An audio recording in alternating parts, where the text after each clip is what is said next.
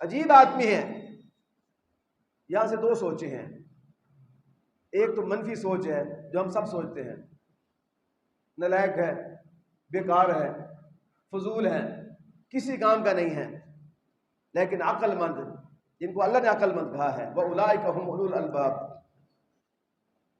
जिनको अल्लाह ने हिदायत याफ्ता फरमाया है, वो आदमी किस जाविये से सोचता है, किस एंगल से वो सोचता है। अजीब आदमी है। लोग इसके खिलाफ साजिशें करते हैं और ये किसी की बात का असर ही नहीं लेता। ये भी तो अजीब आदमी है ना। ये भी एक सोच है। अजीब आदमी है। लोग दुनिया के पीछे मारे मारे फिर रहे हैं और इसको दुनिया की परवाह ही कोई नहीं है। अजीब आदमी है। लोग इसके खिलाफ रात और दिन, सुबह दोपहर शाम मीटिंगें करते फिर रहे हैं। इसको जनाब डिग्रेड कैसे करना है, इसको मारना कैसे है, इसको खराब कैसे करना है। और ये अजीब आदमी है जनाब, उनके साथ हंस हंस के बोलता भी है, उनको घर में बुलाकर चाय भी पिलाता है, उनके जनाब खाना भी खिला रहा है, उनके लिए दस्तरखान भी सजा रहा है। अजीब आदमी है। यह है फयत्तबिऊन अहसना। बात अगर गलत भी हो तो उसका नतीजा अच्छा निकालना, अच्छे अंदाज से उसको लेना। पानी का गिलास है, आधा गिलास भरा हुआ है और आधा गिलास खाली है पानी से। दो सोचें हैं। एक सोच यह है कि पानी का गिलास आधा खाली है, आधा गिलास खाली है। इससे क्या है, ये मनफी पहलू है। और मस्बत सोच क्या है कि आधा गिलास भरा हुआ है, आधा गिलास पानी से भरा हुआ है। ये मस्बत सोच है।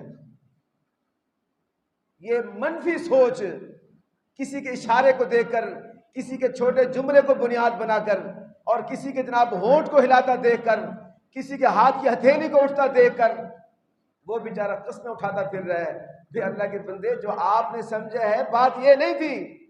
ये कहते नहीं, ऐसे ही था। बहनें हाथ जोड़ती फिर रही हैं कि भाई फुला मौका पर जो मैंने बात की थी मकसद ये नहीं था, उससे मुराद आप नहीं थे। ये कहते नहीं, आपने मेरे बारे में बात की थी। दोस्त हाथ जोड़ते फिर रहे हैं, सफाइयां देते फिर रहे हैं, खानदान जलील होता फिर रहा है और ये जनाब चौधरी बना फिर रहा है कि इसने फुला मौका पर इस तरह मेरे साथ इशारा किया था। ये बुरी सोच है।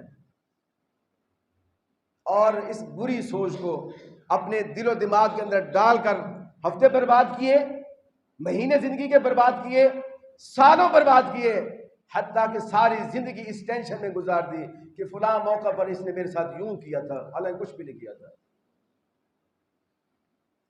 जिंदगी से अगर लुत्फ अंदोज होना चाहते हैं, अच्छी जिंदगी बसर करना चाहते हैं, तो इस बुरी सोच से दूर हो जाए, करीब ना आने दे।